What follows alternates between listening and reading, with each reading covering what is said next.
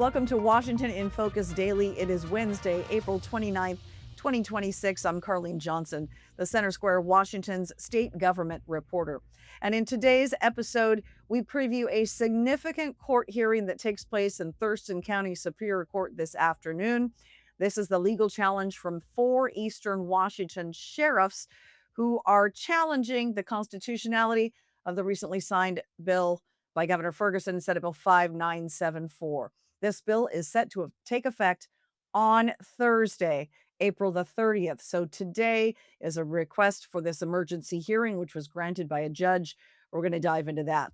We're going to revisit comments as well from Governor Ferguson back on April the 1st when he signed this bill into law. And then CCA funding, Climate Commitment Act funding, $500,000 in that funding from your gas tax for climate projects. Turns out some of that money is going to activist groups.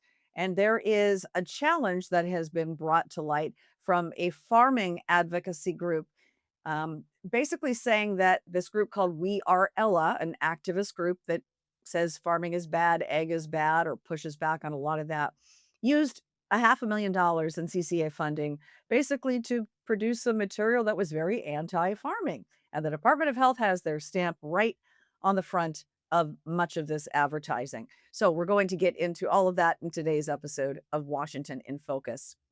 So a Thurston County judge is this afternoon going to be holding an emergency hearing on a legal challenge to one of the most contentious bills that was passed during the 2026 legislative session. This is Senate Bill 5974, which requires a number of things for sheriff candidates. There's age qualifications, there's a time of service. You have to be at least 5 years continual service in law enforcement. You have to pass a background check. A lot of these things are already criteria before someone becomes a sheriff in the state of Washington.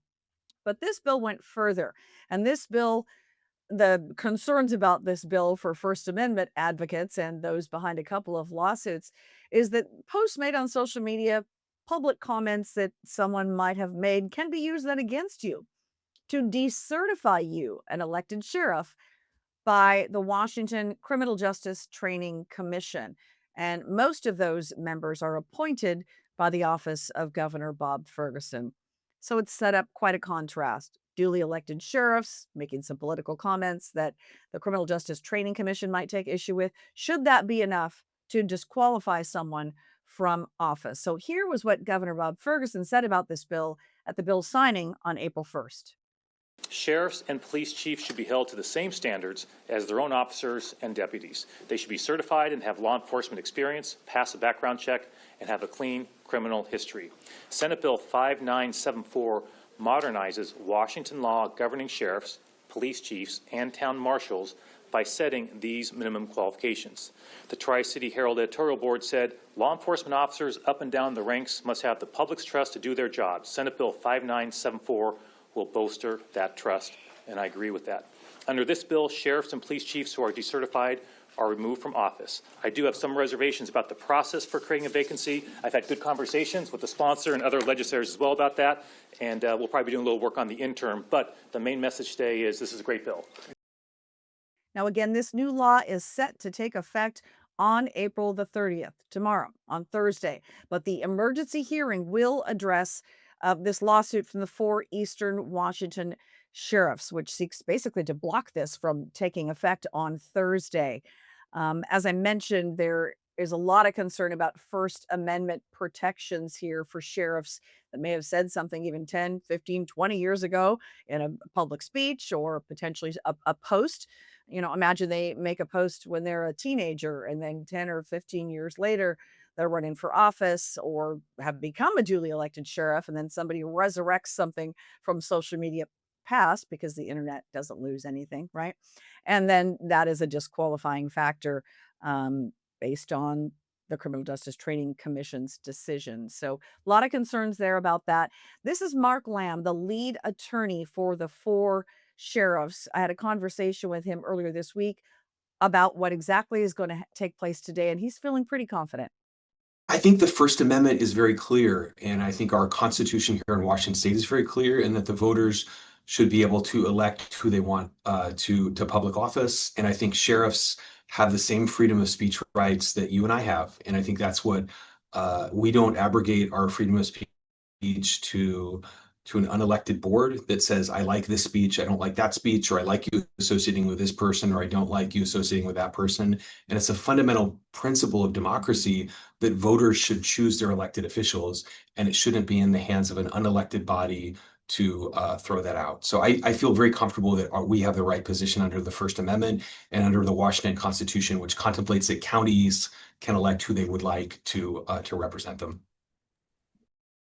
Again, we will be in the courtroom and have exclusive reaction from the lead attorney. And also in the courtroom today, we expect to meet up with Rick Kuss. He is the Kitsap County Sheriff candidate who won't be able to run for office if this bill ends up taking effect and the emergency injunction to basically put it on hold is not granted by a judge. He has his own separate lawsuit that is set for a hearing on Friday.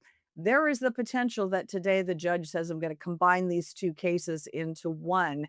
So we'll bring you all those updates in tomorrow's episode of Washington in Focus Daily. Now, a Washington state farming advocacy group called Save Family Farming has been bringing to light a Yakima-based activist organization called We Are Ella. They received a $500,000 in Climate Commitment Act funds and then used some of that funding for political attacks on farms across Washington state. So they contend that the Save Family Farming Group contends that, We Are Ella is getting the money that you're spending at the gas pump. You recall the CCA spiked our gas prices more than 50 cents for every gallon is going to that funding. And then again, some of it is doled out to these activist organizations. In this case, a group that is, making a lot of claims about farming and the egg community in central and eastern Washington that Save Family Farming contends are simply untrue, absolutely false. And so I had a conversation with Save Family Farming's executive director, Ben Tyndall.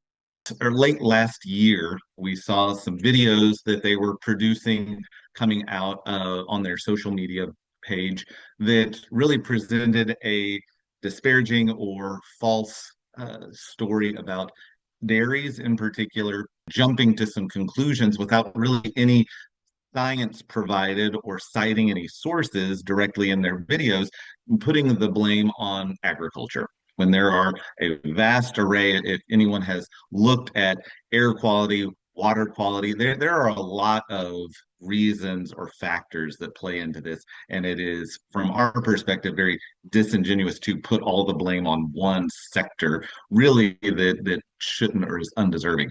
As they were presenting this manipulative or false message, they would then put the Department of Health logo at the end of their video, which caused us to really question, is this, from our perspective, this propaganda something that really is being sponsored by the Department of Health? About a couple weeks ago, we finally received a response from the Department of Health, in essence saying they have reviewed the videos in question. They reached out to We Are Aya. They have requested that those videos be removed or adjusted to remove the logo, and that they are assuring us that they did not sponsor this, while at the same time acknowledging, yes, We Are Aya did receive a grant for nearly $500,000 to craft videos, and in their words, community storytelling around issues of environmental justice. What kind of enforcement do they have around ensuring that these grant dollars are being utilized the way that they're intended, and that their official logo is not being misused to manipulate or misrepresent? And so they shared with us that we've reached out to We Are Aya. We've confirmed that this material has been removed, and yet you can still go on their site, the We Are AO Facebook page, their social media. The videos are still up. So Save Family Farming saw this stuff months ago and said, hey, wait a minute. I see the Department of Health's logo stamped all over some of this material that's blasting, family farmers and the egg community in Washington. CCA money being used to attack farmers in the state of Washington. They went to Attorney General, I started to say Bob Ferguson, Attorney General Nick Brown's office with some of their concerns. And they also alerted the Department of Health and said, hey, wait a minute, what's going on? Wasn't until about 2 weeks ago, and this was 6 months ago when they brought the concerns to light. 2 weeks ago, Tyndall says they finally received a response, basically with the Department of Health saying, yes, we gave this money to We Are Ella. Yes, we are aware that some of that was going to be used for what they call community storytelling around issues of environmental justice. At the time, the Department of Health told Save Family Farming, and I've seen the emails, we've told We Are Ella to get the Department of Health logo off of any of their material, go back and remove those videos, change any promotional material that you have that says this is basically, got the sign of approval from the Department of Health. And Safe Family Farming was told that that had happened, but it hasn't. I saw at least 2 posts today where the Department of Health logo remains on some of that material. And Tyndall says his overarching concern from Save Family Farming is that state lawmakers, including those who back the CCA and decided how funding could be used, really don't understand the struggles for Washington's farming community. This breakdown between our legislators and those who are making the policy not understanding or having a real grasp on how agriculture operates and the seasonality components of it really has created a detrimental overtime system that is hurting farms that really aren't seeing help there. Another is this CCA component where farms were guaranteed at the beginning that they would be exempt from that fuel tax, and as we've seen over the past several years, that has turned into a fiasco, and so many farmers are paying now very astronomical prices on fuel for farm use when they should be exempt. And the state is doing a horrible job of helping and ensuring that farmers are receiving this exemption that by law they are required to, but the state has just kind of shrugged their shoulders and said, well, we don't know how to do it, so sorry. And that should never have been acceptable, and that has really been detrimental to farms. Now, I did reach out to We Are Ella and the Department of Health, got no response from We Are Ella. The Department of Health responded with an email to say the timeline was too short and they would not be able to meet our timeline ahead of publication for our article or for today's episode of Washington in Focus. If and when they do provide comment, the story will be updated and we'll bring you that information. Then there's Representative Tom Dent, Moses Lake. He's a rancher about 7 miles outside of Moses Lake. He's got a ranch where he raises bison and grows hay. He's been speaking out about some of these issues for quite some time and told me he was not at all surprised to find out that some CCA funding is going to an activist organization that is using some of that material to rail against farmers and the egg community in Washington. The state of Washington just seems to have this war on agriculture, and they just want to attack us for everything we do because, everything is bad, right? Fertilizer is bad. Any pesticides we use are bad. This growing crops destroys the soil. We can't have a dairy because we're going to get in the groundwater. So we have all this nitrogen, quote, going into the groundwater. But by the same token, drive by on a rainy day, drive by somebody's corral where they got horses or cows and tell me how much water's out there. Well, all that mud water's in there because I have a pond over here. I sealed it with manure, so I can keep the water in it. And it works good. I have water in there all winter long. Okay. So they just have this war on agriculture, and it doesn't surprise me that somebody hasn't filtered some way to get money, to continue this war. And cows are bad up in the mountains. They can't go in the streams. They got to fence everything off. Because they might put some excretions into the stream, although it's okay if deer and elk and everybody else does, but cows can't, right? So because they're part of agriculture, and I'm telling, it's just so frustrating that we can't understand where our food comes from, right? It's like you like eating, but I guess you're going to grow it in a test tube. I don't know. We have overregulated them. We make them do things that other states don't have to do. We have all this agriculture overtime in place now. Our labor costs are like 400% higher than the rest of the country. How are we going to make any money? And you know, when you tell the rancher he's got to fence off this creek, you know, well, it doesn't seem like much, except when you start adding up the miles of fence, it gets to be quite a lot, right? And so you have to buy the materials, buy the labor, put it in. I mean, all that stuff happens, and it all takes money, and it doesn't stop. Uh, and right now, in 2026, started in 2024, when our agriculture really hit the bottom. This is as bad as agriculture has been in 100 years, but they don't care. Representative Dent has also spent quite a bit of time working on mental health issues for those in the farming community, and especially here in Washington state. The ag community and farmers in general nationwide have some of the highest suicide rates and have for many, many years among many industries. The financial struggles are a big part of that. And Representative Dent says that, you know, the burdens that have been placed on farmers and egg producers with the additional regulations, you know, labor costs that are required to be exponentially higher than in many other states. He believes that is in large part contributing to the mental health decline.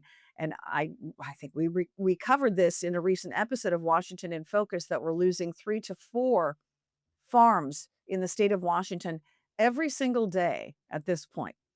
And again, the conclusion here from Representative Dent and the Save Family Farming folks are that, you know, the state needs to pay more attention to the plight of our farmers. They're the ones putting food in our local grocery stores, and they're not making very much money doing it at this rate. So again, if we are Ella sends another response, or the Department of Health does, we will bring you that update.